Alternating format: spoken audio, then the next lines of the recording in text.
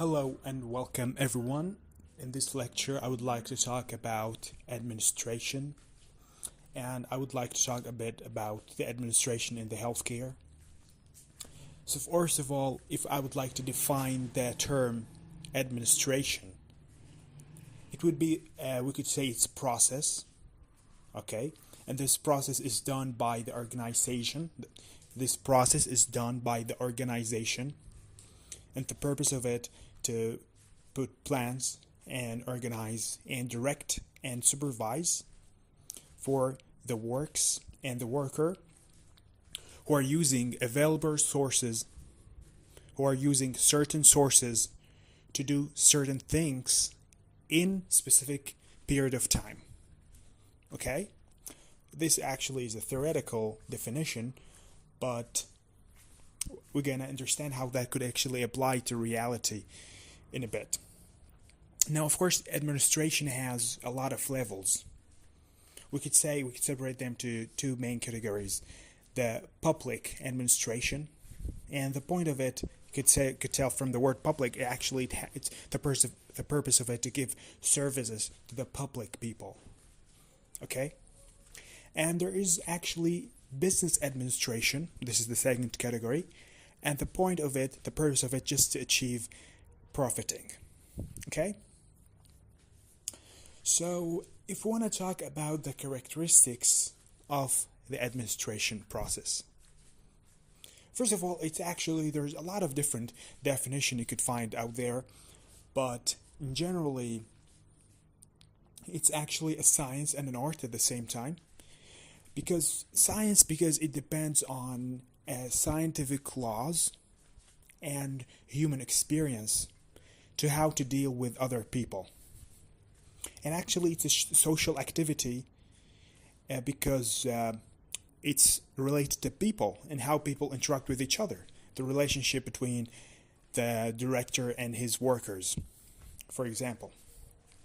And the administration should be flexible and should be dynamic, because the circumstances could change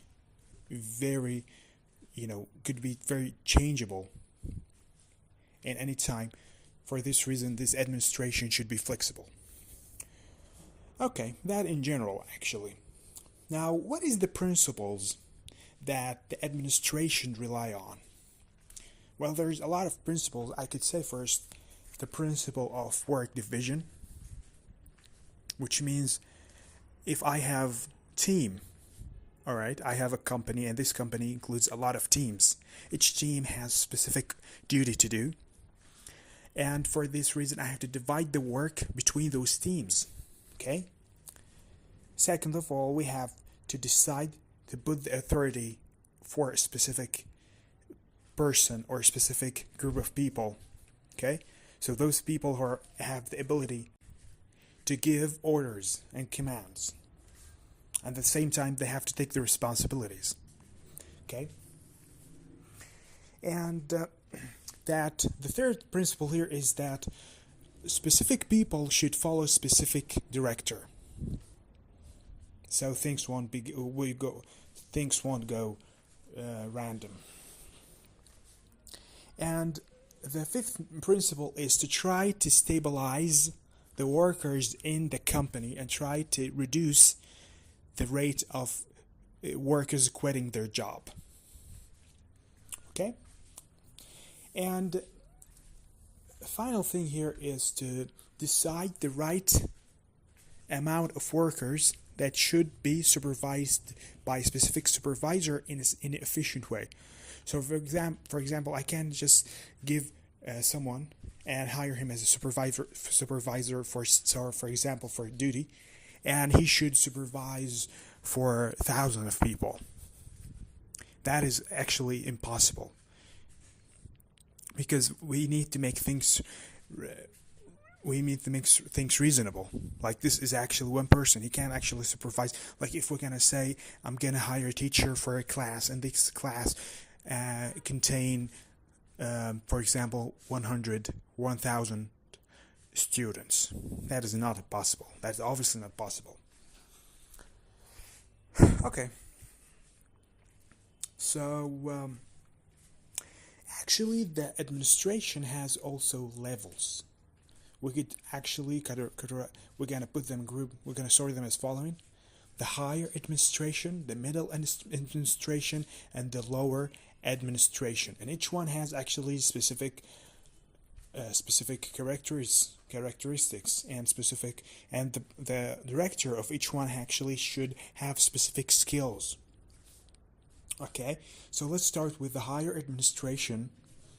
The purpose of it is to put the general goals of the company or the organization, okay, and to draw the public politics of this company, and take the final decisions, because someone should be in charge eventually and took the final and the big decisions, okay. And the director here, the director of the higher administration, he should be, first of all, he should have very high mental skills. He should be a highly educated person.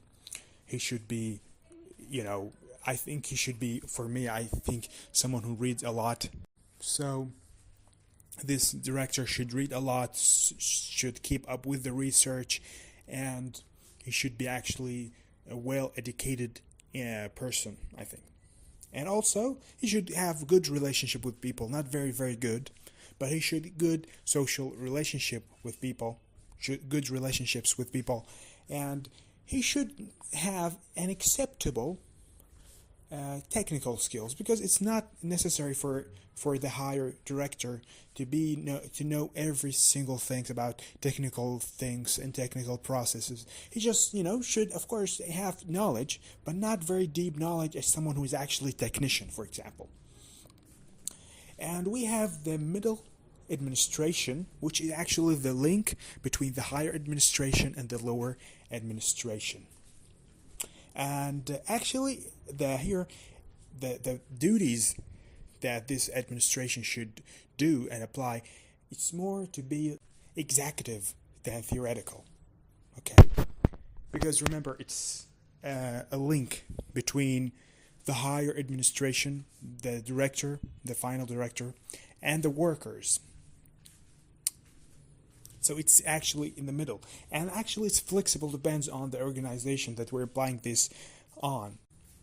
And the director here should have very good social and human relationships, very good social relationships, good mental and technical skills. And the lower administration, the purpose of it, of the duties of it, actually to apply the plans and apply the decisions that was taken from the higher administration. And it should be in direct connection with the workers. And the director here in the lower administration should have high technical skills, all right, because he should follow up with the workers what they're doing. So he should know exactly what they're doing. Okay?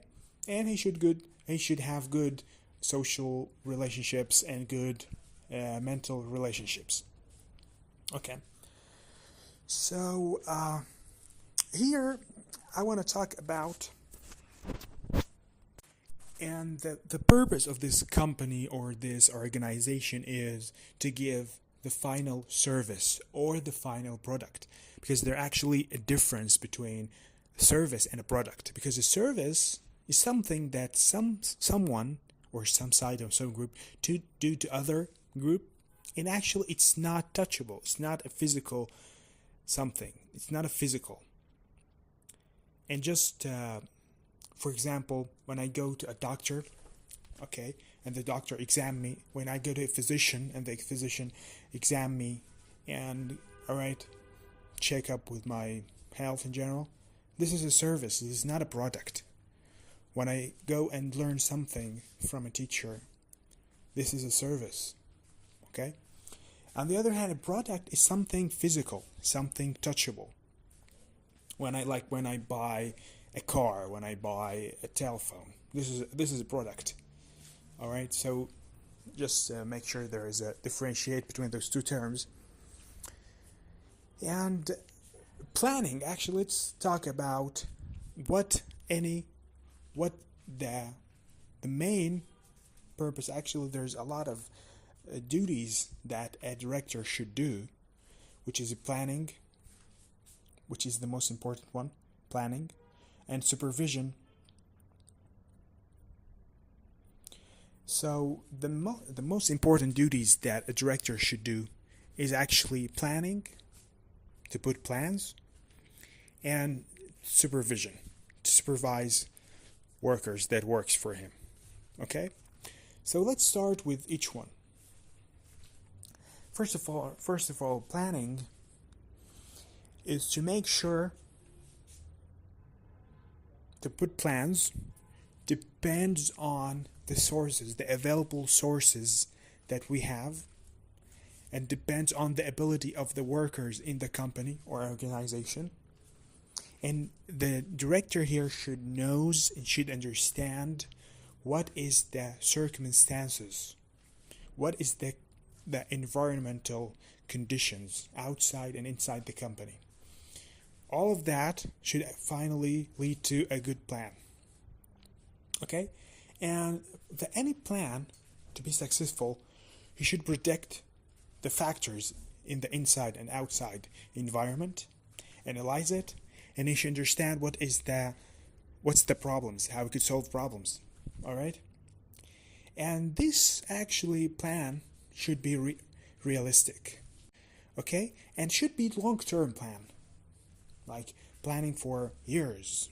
Not actually it could happen, solve a problem in the short term, but in general, if you want to put plan for years, 10 years, 20 years, something. And there is actually two terms. And what is actually the problems, the obstacles? What is the obstacles that could face the planning process? First of all, the complicated environment. Sometimes there's a lot of variables in this environment. Things are constantly changing. So you can't predict exactly what is the factors for a specific issue. Okay? And when you don't have accurate data, and we don't have accurate knowledge about what you're planning for, that is actually a big obstacle as well. And thirdly, cost and money. Sometimes planning takes time and costs a lot of money. So this is actually how we could put the best cost for a specific duty. I think we're going to talk about this in a different topic. The director as well is asked to organize the efforts of the workers. Okay, probably all of them going to do the same thing. So I have to give duties, specific duties to each one. This person, this team should do something. This team should be something. It's just like a branch of just like a tree. It has a lot of branches. Each branch has smaller branches, and so on. And remember, always the director should be ready to face the responsibilities that came because of his actions. Okay? So the same one who gave order, the same one who received the same responsibility that was done and that was caused because of his orders. Okay? Now, I would like to talk about what is the actual authority, which actually a power that someone would receive based on his position in the company. Okay? And it includes, the authority includes giving orders, and as mentioned, the authority should always be connected to the responsibility. The more authority, the more responsibility, and vice versa. And what is the responsibility? Responsibility is the commit that someone is going to do something. Depends on his position in the company or in the organization. All right, so actually authorities has types. There's executive authority, there's consult authority, and there's functional authority.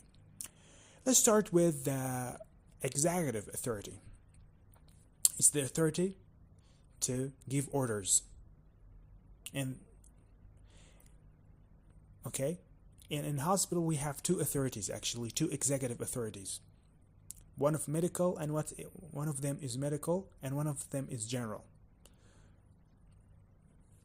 The second authority is the consult authority. Actually, just this consult director, you just obviously could tell from the name he's to give consults to other directors or to the company. So it's actually not authority, literally, but this is what they call it, consult authority.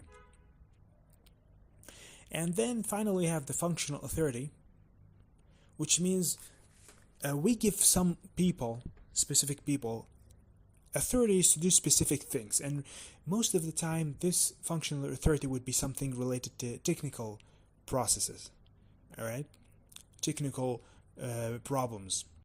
And how in a hospital, for example, how we could choose the best form of administration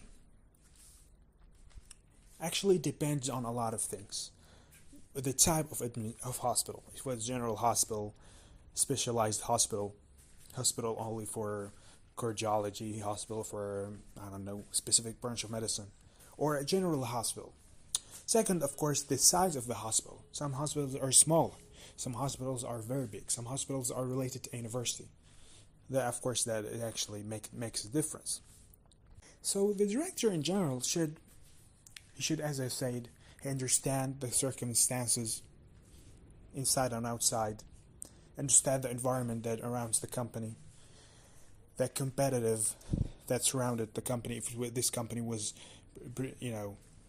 manufacture a specific product, should understand it from the price, from the quality of his product, and always try to encourage the workers to work their best, actually by good human touch. And he should fix the problems and try to train the people that works in the company in an effective way. He should appreciate time. He should always try to develop himself by reading and research. And should understand the financial problems that could occur. If you want to look to the healthcare organization as a system, so this system would have inputs and outputs and process. The input of this system would be the sources, the medical staff, the sources.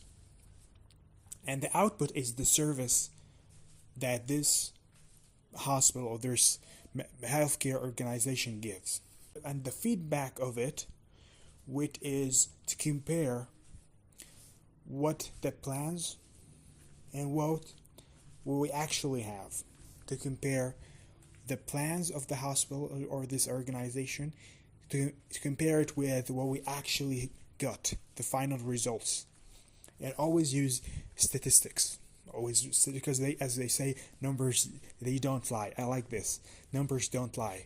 So always based on statistics, by statistics in general, specifically if we're talking about hospitals. In hospitals, we have something called the medical record. And it's, of course, just a record that includes all the information related to a specific patient, the treatments that this patient received, when did this patient enter the hospital, when he discharged from the hospital, whether this patient was internal or external patient.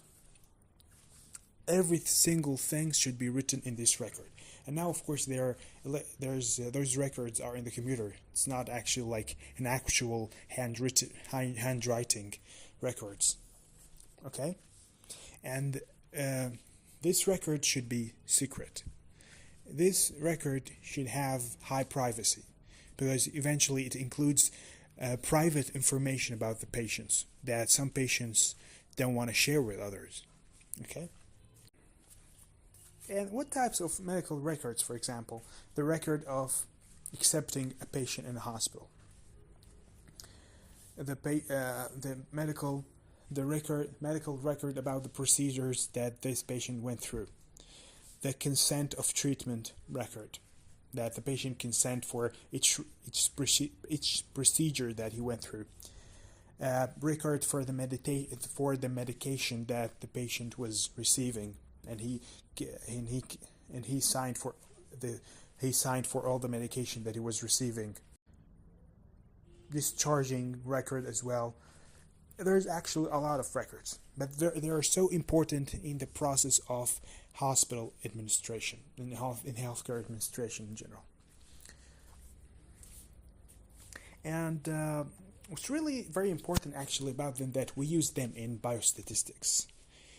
Oh, of course, without mentioning the names of specific details of the patients, but we use those informations actually for doing specific research. All right, if we want to study the effect of specific medication on specific people, we could use those records from the hospitals, of course, without mentioning the names of the patients.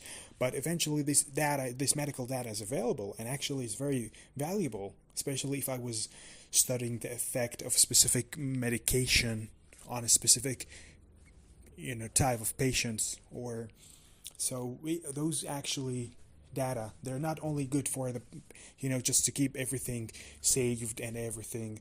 No, it has a scientific use as well. I think that it for this lecture.